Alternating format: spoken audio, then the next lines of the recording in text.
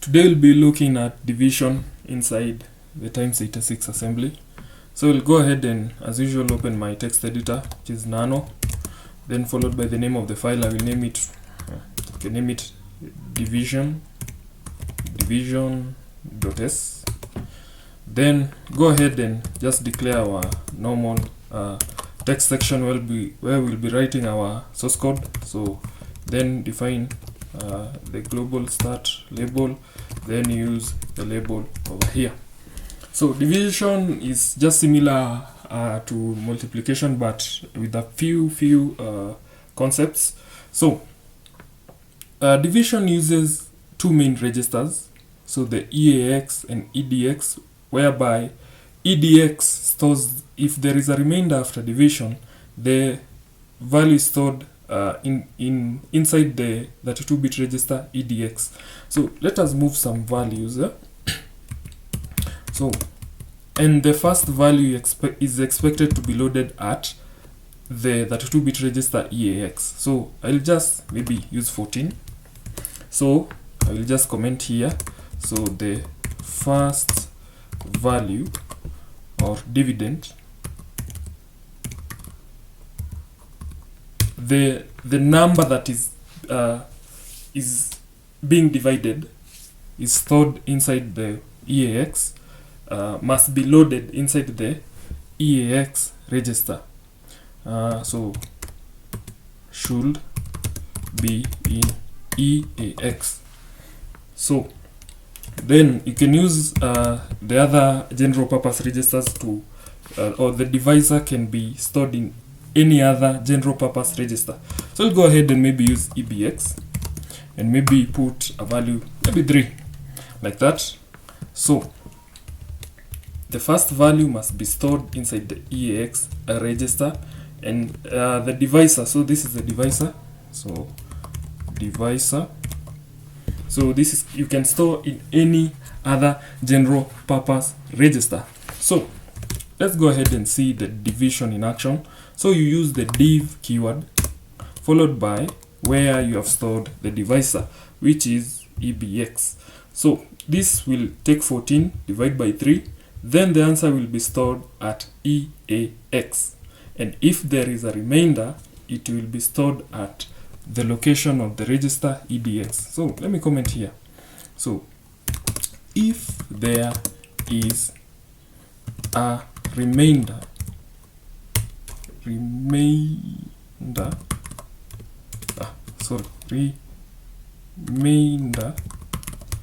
after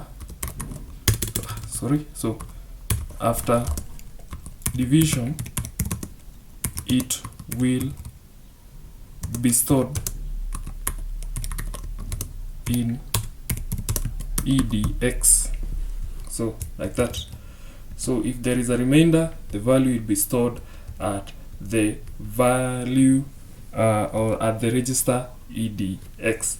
So we'll go ahead and maybe call an interrupt over here. So int 80h, so like that, to interrupt, and let us see what we get after running this. So just an overview, you move the first number, or the number that you want to divide should be stored at the register EAX.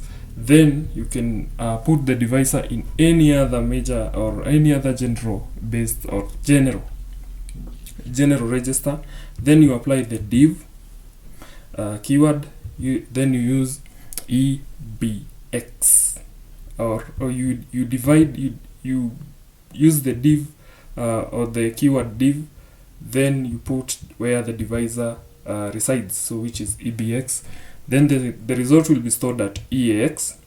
Then if there is a remainder, it will be stored at register EDX. So let us run and see what we have. So we'll go ahead and save this one, and we'll just quit.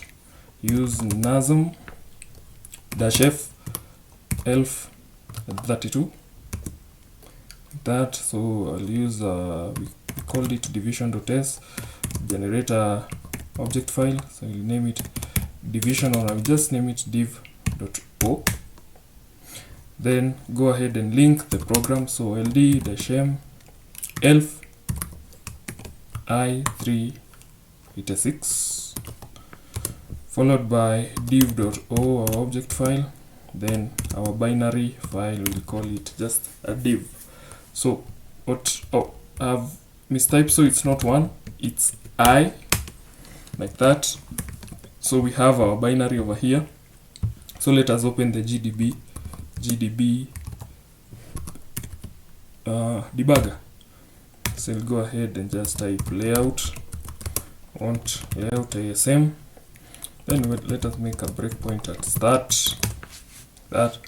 Then let us run our program, and let's go ahead and step into each individual instruction, step I, like that. So we can see, let us see what is stored at EAX. So info registers, what is at EAX, the value 4 is stored over there. Then let us see if there was a remainder. So registers EDX, as I've shown you that if there is a remainder, the value is stored at EDX. So info, so I have to mistype it again, so info registers EDX, so you can see the value 2. So let us maybe look closely at what we have here. So we had the number, so let me quit first. Yes, let us go back to our source code. So you can see we had value 14 and 3. So what happens, we take, this was the value at EBX, so 3, we divide it at the value which was at EAX, which is 14. Then we do the division. So here is 4 because of 12, then we get a remainder of 2. So this will be stored at EAX, and this one, the remainder, will be stored at EDX. So keep in mind for that. So apart from div, we have the idiv. So idiv is for signed numbers, so positive and negative. Div is for unsigned numbers, only positive numbers. So if you want to divide signed numbers, you use idiv, or unsigned, you use the div directive. So you're not limited by loading maybe data manually like this inside the general purpose 32-bit registers. You can load the data from memory also. Let us see that. So I'll define a data section where we'll put our values.